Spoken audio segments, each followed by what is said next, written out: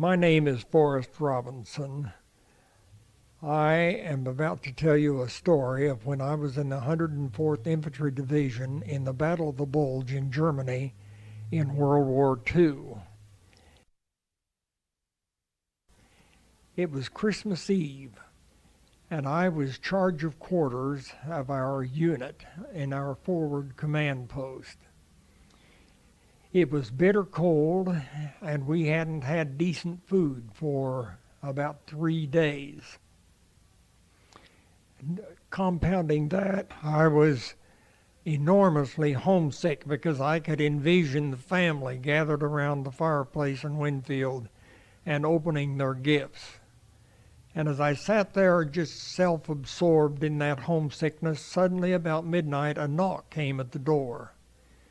I froze because the last thing you would do would be answer a knock at the door.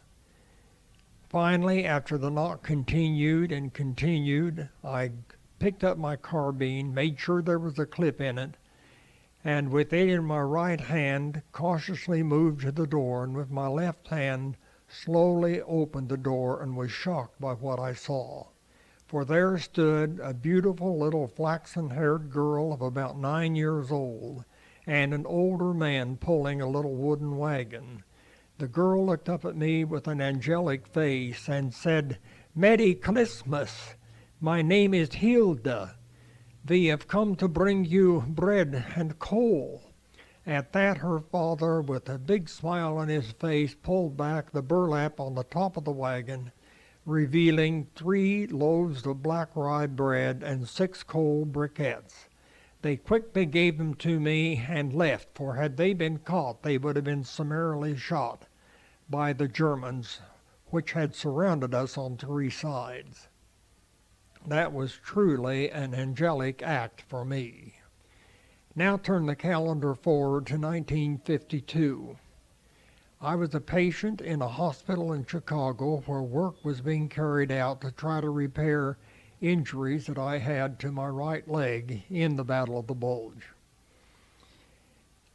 On the first day I was there was a pretty girl came in to sweep the floor. I heard her talking to her supervisors a little bit later, and I noticed she had a German brogue. So when she was near my bed, I said to her, "Where are you from?" And she really ran out the door because she was frightened. The next day she was there, and I said, "I didn't mean to frighten you. I just was interested in where you're from." And she looked at me a long time very quizzically. Finally she said, "Germany." I said, "Yes, but where in Germany?" And she said, "Near Cologne." I said, "Where near Cologne?" And finally she said, "Eschweiler." And it hit me like a thunderbolt. And I said, "Yes, and your name is Hilda, and on Christmas Eve, 1944, you brought me bread and coal." She recognized me in that moment and threw herself at me in grand reunion, and I'm sure people wondered what was happening up on that bed. She had married an American GI as a very young teenager and had come to America, and she herself was enormously homesick. We planned to meet the next day after she got off work and to have a good visit, but she had to leave the room shortly after our reunion. The problem was that just very shortly after she left, the doctor came in and said there wasn't anything they could do about my bad leg, and we just as well return home. Well, my wife and I were practically broke at that time, so we had to rush out of the hospital and check out of the hotel, get down to the depot, and catch a train for Stillwater, Oklahoma, where we were operating a little gift and jewelry store. When we got there, we made every effort to get a hold of Hilda. We didn't even have her last name.